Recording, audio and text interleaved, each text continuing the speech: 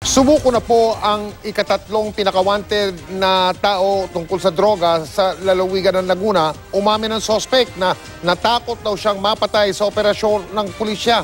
Nakatutok si John Consulta. Mabilis na pinasok ng mga tauhan ng Laguna SWAT at Laguna Provincial Intelligence Branch ang bahay sa Los Baños ng umano'y #3 most wanted drug personality sa Laguna.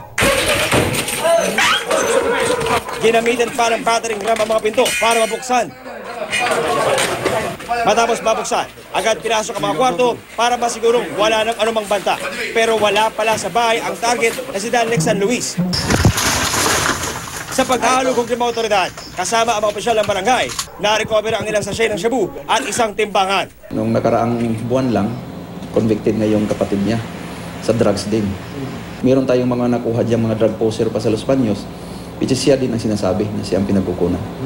Pasado alas 6 kaninang umaga, kasama ng ilang opisyal ng barangay, sumuko si San Luis sa tanggapan ng Laguna Provincial Police. Natakot daw siya na mapatay sa operasyon ng pulis kontra droga, kaya nagpasya na lang siyang sumuko.